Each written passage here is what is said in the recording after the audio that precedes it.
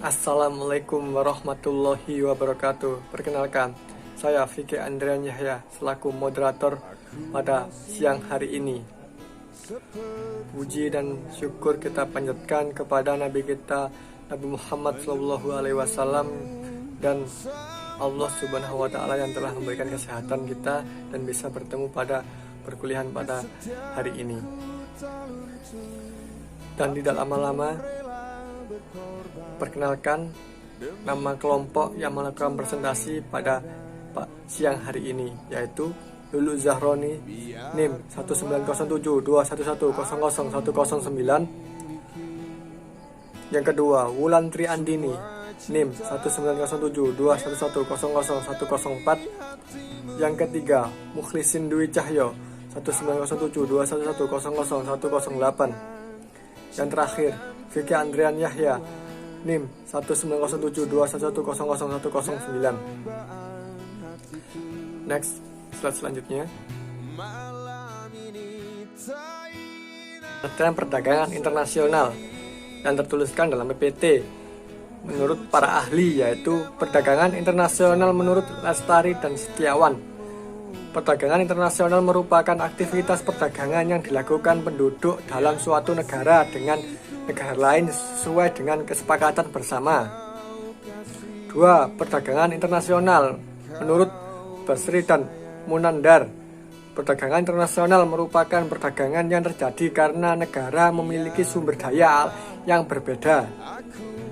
Perdagangan internasional terjadi karena adanya aktivitas produksi barang dalam jumlah besar. Dari beberapa pengertian di atas dapat disimpulkan bahwasanya perdagangan internasional merupakan sebuah perdagangan yang dilakukan antara negara guna menciptakan siklus dagang secara menyeluruh dan mendunia atau antar negara. Perdagangan ini bisa dilakukan oleh negara-negara yang melakukan kerjasama secara ekonomi, bahkan sesama pengusaha antar negara. Latar belakang adanya perdagangan secara internasional ini karena tidak semua negara mampu memenuhi kebutuhan negaranya akan barang atau jasa. Next, selanjutnya.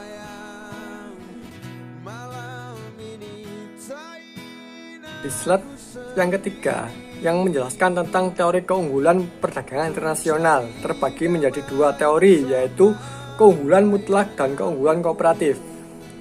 Yang dimana keunggulan mutlak yaitu perdagangan secara internasional akan memberikan keuntungan pada suatu negara dengan syarat negara yang melakukan produksi menetapkan harga lebih rendah dan dibandingkan dengan harga yang telah ditetapkan di negara lain. Misalnya, produk negara A memutuskan 5 sabun per jam, menentukan 5 sabun per jam, sementara itu di negara B 2 sabun per jam. Kemudian untuk sampo, negara A memproduksi 3 sampo per jam dan negara B 7 sampo per jam. Kenapa terjadi perbedaan?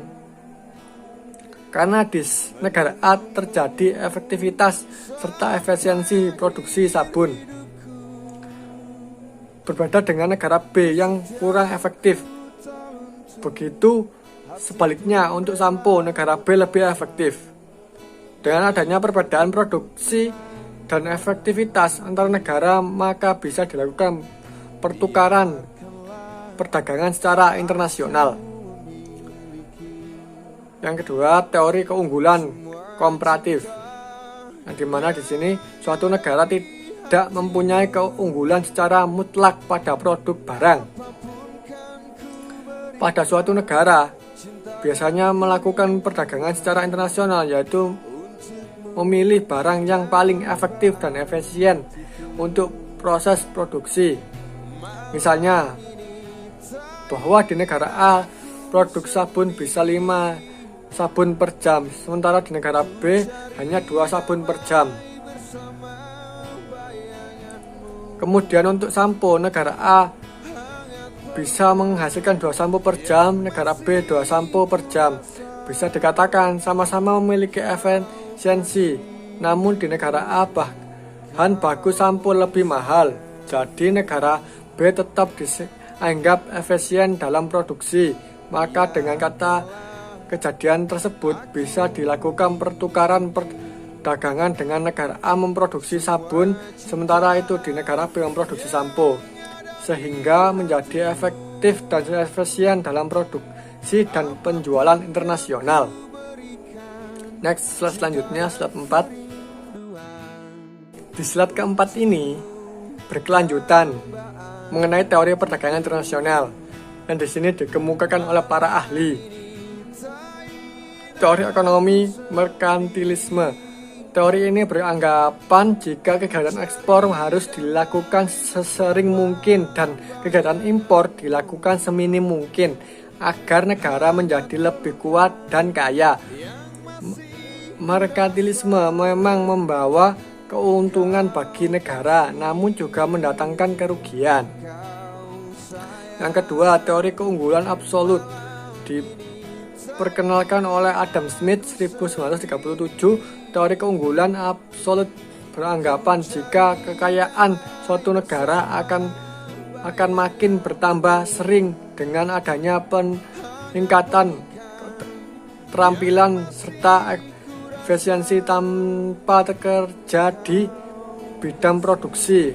Adam Smith menjelaskan jika suatu negara dapat dikatakan memiliki keunggulan absolut jika negara tersebut memiliki spesialisasi dalam memproduksi komoditi.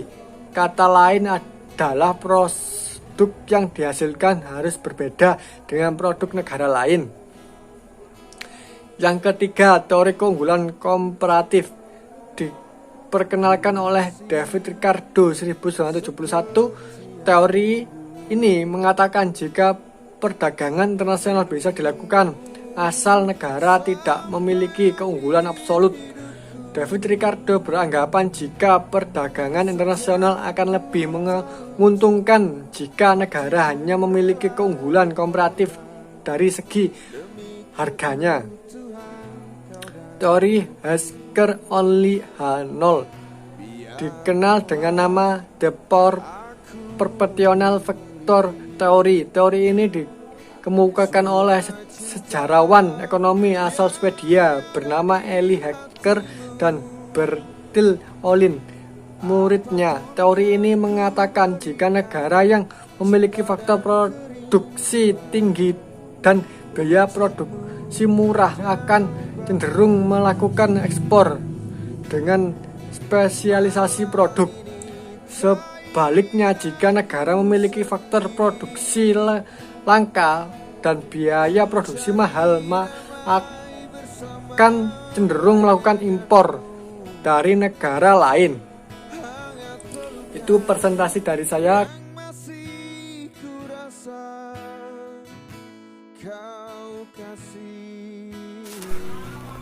Assalamualaikum warahmatullahi wabarakatuh.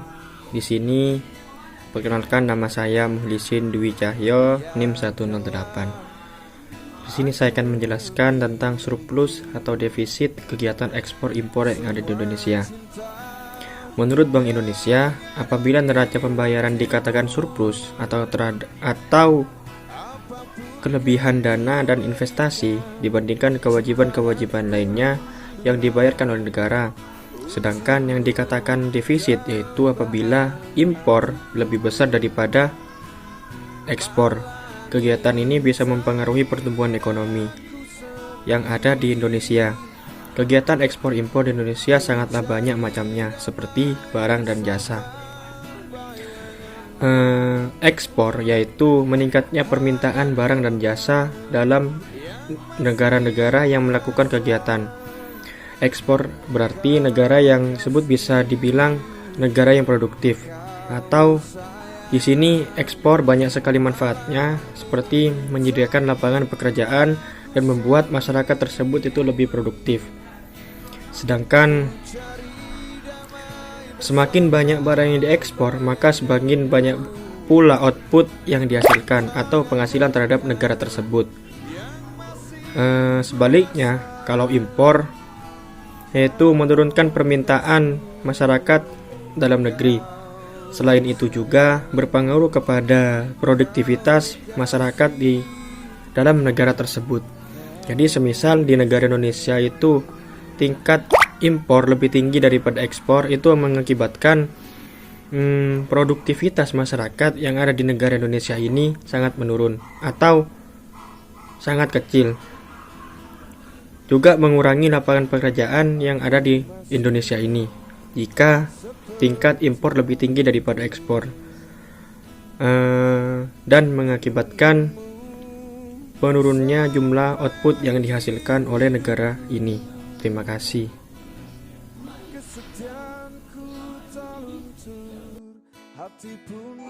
Assalamualaikum warahmatullahi wabarakatuh.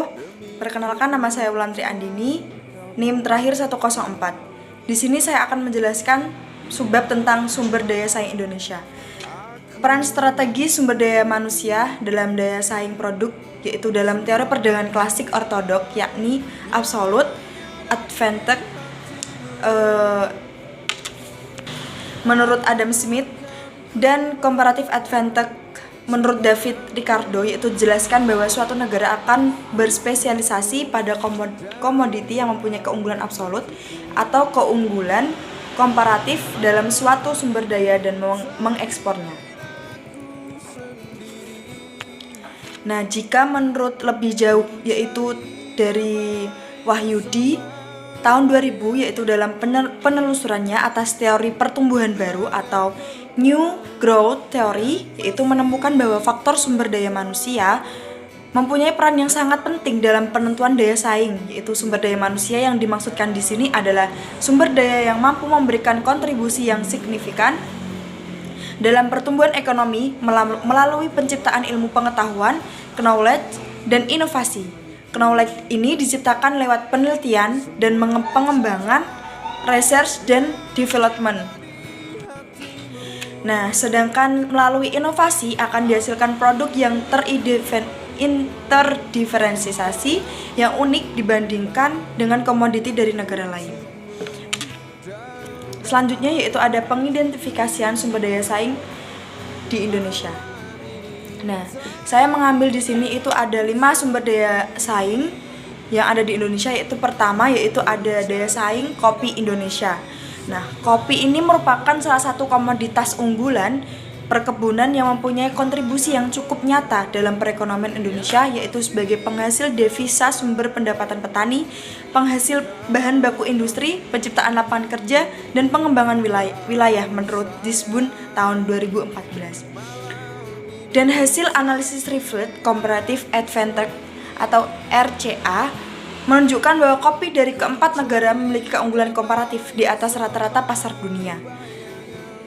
Hasil analisis 4 atribut teori Berlian-Porter dalam menyusun keunggulan kompetitif kopi Indonesia menunjukkan bahwa Indonesia memiliki keunggulan pada faktor kondisi terkait sumber daya alam dan memiliki kelemahan pada faktor kondisi terkait sumber daya manusia, iptek, serta ketersediaan infrastruktur. Nah, yang selanjutnya yaitu ada daya saing minyak sawit di Indonesia. Minyak sawit atau crude palm oil atau CPO merupakan produk utama dari perkebunan kelapa sawit yang mengalami pertumbuhan produktif signifikan. Nah, dengan rata-rata pertumbuhan sebesar 10,13% selama 3 dasawarsa terakhir. Sebagian besar hasil produksi minyak sawit di Indonesia merupakan komoditas ekspor. Pangan produksi CPO Indonesia di pasar internasional senantiasa menunjukkan tren peningkatan. Nah, menurut Porter tahun 1990, terdapat 4 faktor yang menentukan daya saing suatu industri, yaitu 1. Faktor sumber daya, yang kedua itu permintaan, yang ketiga itu industri pendukung dan industri terkait, yang keempat struktur persaingan dan strategi perusahaan. Nah, keempat faktor tersebut didukung oleh kesempatan dan faktor pemerintah dalam meningkatkan keunggulan daya saing industri. Sementara itu, konsep keunggulan komparatif, the law of comparative advantage, menyatakan bahwa suatu negara yang kurang efisien akan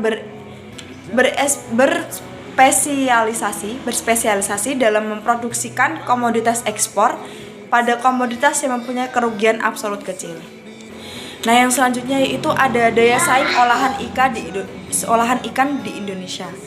Produk perikanan adalah setiap bentuk produk pangan berupa ikan utuh atau produk yang mengandung bagian ikan, termasuk produk yang sudah diolah dengan cara apapun yang berbahan baku utama ikan. Sedangkan unit pengolahan ikan yang selanjutnya disingkat UPI adalah tempat dan fasilitas untuk melakukan aktivitas pengolahan ikan. Nah, berdasarkan cara atau metode pengolahannya, jenis pengolahan ikan dapat dikelompokkan menjadi 10 jenis, yaitu yang pertama pengolahan ikan segar, pengalengan, pembekuan, penggaraman atau pengeringan, pemindangan, pengasapan, fermentasi, pereduksian, surimi, dan yang terakhir itu pengolahan.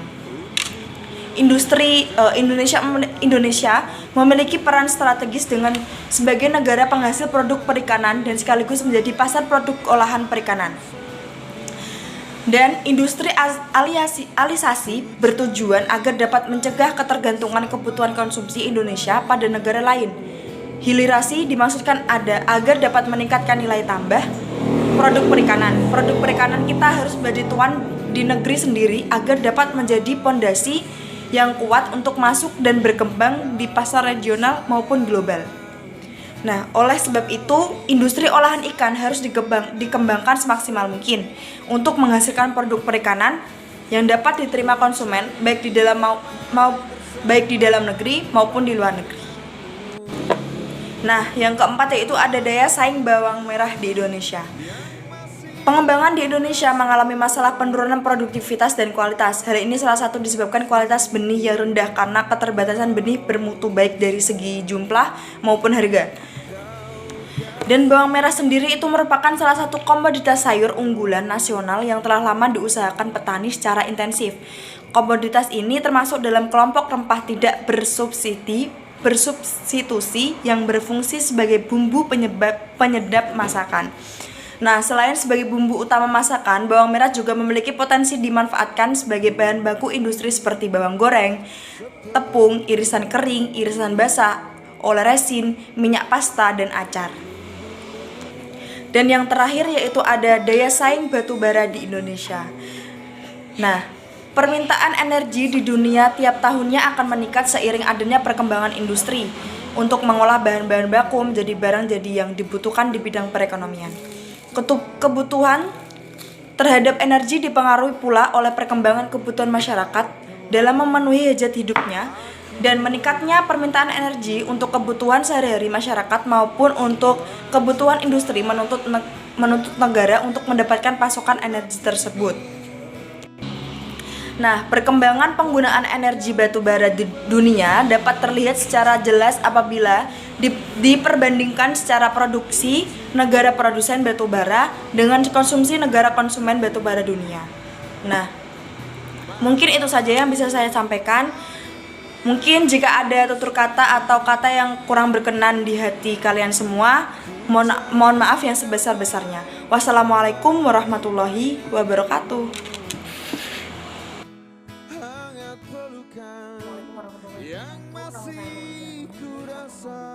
Di sini saya melanjutkan dari materi mengenai sumber daya saing Indonesia menjadi karakteristik Indonesia. Beberapa definisi ahli ini memiliki karakteristik makna yang sebenarnya daya saing, yakni kemampuan suatu instansi negara atau perusahaan untuk bersaing dan meningkatkan produktivitas. Dalam hal ini, menurut pendapat Chang dan Chang pada tahun 2010, mencakup daya saing yaitu kekuatan ekonomi perusahaan dalam bersaing dari berbagai segi seperti produk, sumber daya manusia, dan pengembangan inovasi di dalamnya yang membuktikan adanya proses peningkatan produktivitas. Nah, indikator produktivitas ini setidaknya dijelaskan dalam 12 pilar daya saing guna mengukur daya saing global negara. Pilar-pilar tersebut yakni institusi, infrastruktur, makroekonomi, kesehatan, dan pendidikan dasar, pendidikan, efisiensi pasar barang, efisiensi pasar tenaga kerja, dan juga pasar keuangan serta kecanggihan bisnis dan inovasi. pada Peraturan Menteri Pendidikan Nasional Nomor 14 Tahun 2007 tentang standar proses menjelaskan. Daya saing sebagai suatu kemampuan dalam menunjukkan hasil yang lebih baik, lebih bermakna, dan lebih cepat. Nah, kemampuan ini mencakup kemampuan instansi dalam memperkokoh rasa maupun kemampuan menghubungkan dengan lingkungan, dan juga kemampuan meningkatkan tenaga kerja, serta kemampuan dalam menggerakkan posisi yang menguntungkan. Namun demikian, manfaat globalisasi saat ini akan optimal dicapai apabila didukung dengan tata kelola pemerintahan yang baik. Sekian presentasi dari kelompok kami. Apabila ada salah kata mohon dimaafkan, dan apabila ada yang kurang dipahami dari penjelasan kelompok kami bisa ditanyakan. Sekian, wassalamualaikum warahmatullahi wabarakatuh.